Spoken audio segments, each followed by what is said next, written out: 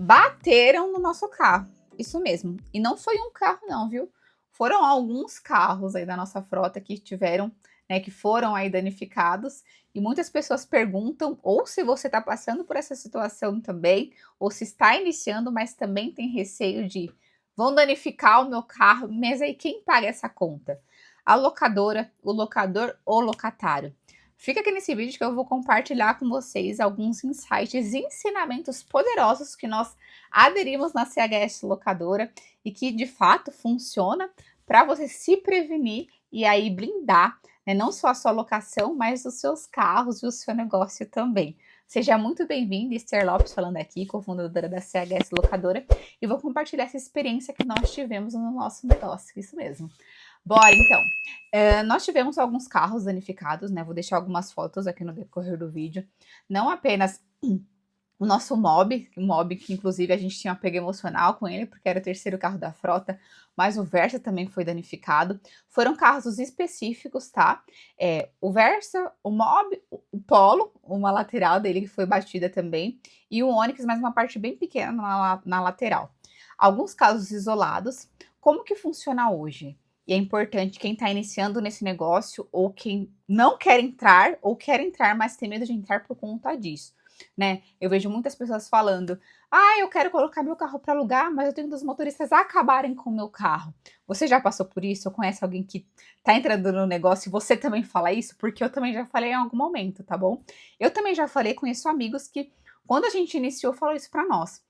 Falou: "Nossa, a gente conhece um casal que iniciou, mas acabaram com os carros e eles meio que faliram". Então, né, nós tínhamos muitas questões e eu vou falar para você, todo negócio tem risco. Então, hoje, quanto maior a probabilidade de ganho, né, uma vez aí que os carros, a locação de carros gira em torno de 5, de 6% ao mês, é um retorno bom, né, de investimento, o risco dele também é maior. Então, aí, digamos assim, é uma modalidade mais agressiva de negócios. Existe sim a possibilidade do seu carro ser danificado. E isso é uma questão que quem está na rua é sujeito, né? Não apenas quem dirige muito, né, como os motoristas de aplicativo, que é o formato hoje que a gente aluga, mas também qualquer pessoa, né, está sujeito aí a correr alguma colisão. Então, eu vou explicar para vocês hoje como que funciona na CHS, que eu acho que você pode inserir também hoje no seu negócio.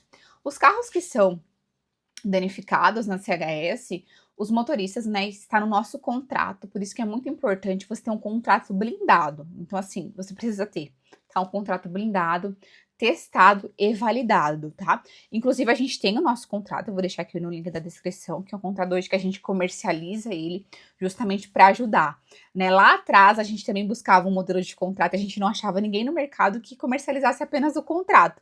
Então, hoje a gente já faz isso também. Mas vamos lá. Como que funciona dentro do contrato? Caso o motorista ele danifique o carro, né, que não seja necessário ativar ali, digamos assim, a franquia do seguro, que também ele é responsável pela franquia, ele já está ciente disso, tanto no contrato quanto nós falamos isso antes dele assinar, porque muitas das vezes o motorista não lê, tá? E aí você vai falar, mas não é minha responsabilidade se o motorista não lê. É sim. É importante você levantar os principais pontos para ser transparente, para conversar, para deixar todo mundo na mesma página. Então, fale isso também. Os pontos principais é importante falar, não apenas enviar o contrato para ele assinar, tá bom?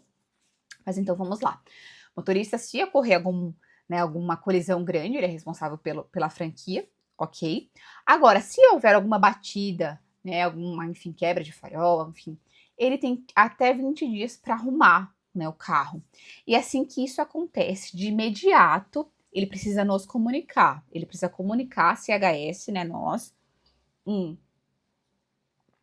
que o carro foi danificado.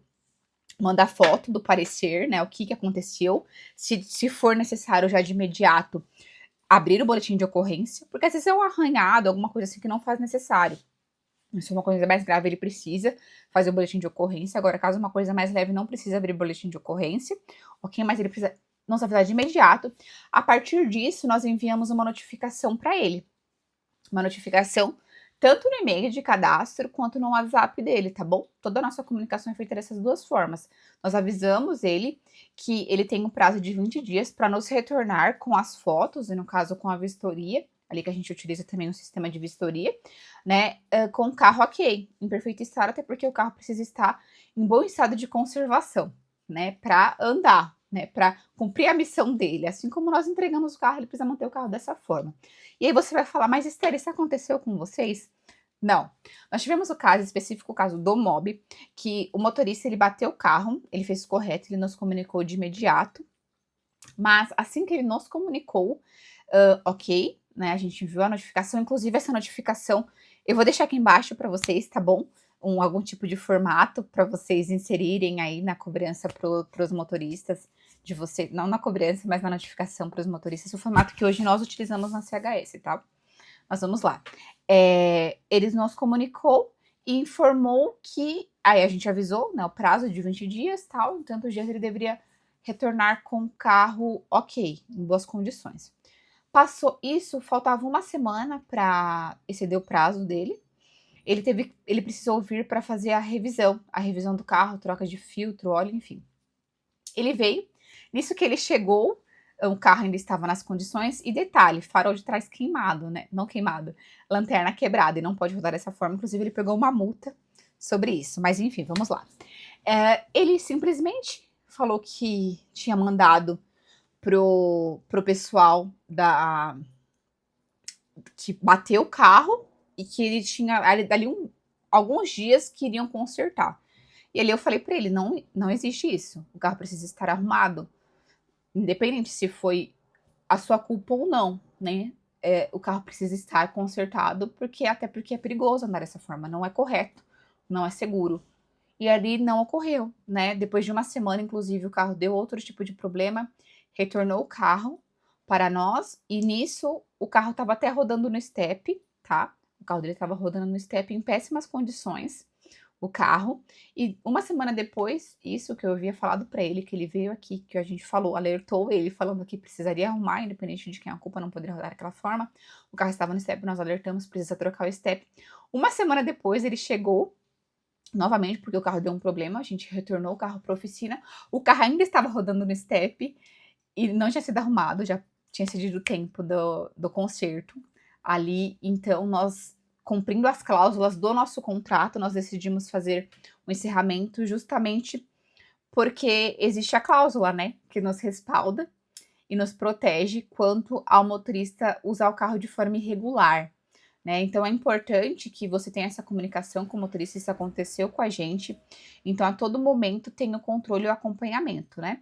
Ali o carro ele não estava sendo cuidado da forma que deveria, né? Apesar das vistorias que nós fazemos, um carro, enfim, estava com algumas coisas que não fazia sentido, que não pertencia ao propósito de ser motorista de aplicativo. Por isso nós decidimos encerrar, fazer o encerramento. Nós arcamos ali com todos os custos do conserto do carro. Claro que isso foi abatido do valor que seria estornado para o motorista, da caução, enfim, para que o carro pudesse seguir com o propósito dele para um outro locatário, né? Então ali de imediato houve o distrato. Outro caso foi o Versa, né? Um Versa que eu adoro esse carro, um carro bem grande, espaçoso. Ele também ocorreu, só que nesse caso o motorista não comunicou nós, tá? O motorista não nos comunicou, inclusive ele veio quando foi para a revisão, o carro estava danificado e nós vimos ali, né, naquele momento que o carro estava danificado, ele não havia comunicado e nós iríamos seguir com um distrato, mas o motorista, embora tenha sido, digamos assim, não tenha nos comunicado, ele falou, assumiu a responsabilidade, falou que realmente era culpado, enfim, e que ele queria fazer o conserto do carro e que a gente poderia fazer um acompanhamento para ele. Na verdade, eu que falei. Eu falei, ok, você pode até prosseguir com o carro, mas a cada uma semana e meia, você vai ter que vir aqui mostrar que você está arrumando o carro. E nisso foi feito, o carro já está consertado, o motorista seguiu dessa forma, até porque ele precisa do carro para trabalhar. Então ele assumiu isso de, né, cumprir com a responsabilidade que lhe cabia, que era manter o carro em bom estado. Né, aconteceu outras batidas também, mas nada ao extremo como essas duas que eu mencionei.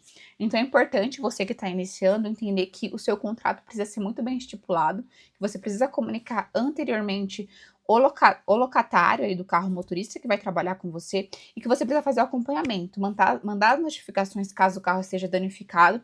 E se você entender que você sente isso de acordo com o que te mostram, né, de acordo com o que você percebe, que o motorista, ele de fato não vai arrumar ou ele não tá fazendo questão ali de arrumar o carro ou de manter o carro em bom estado, é necessário que você siga com o cumprimento das cláusulas que asseguram você e o seu carro, que é o seu bem, tá bom?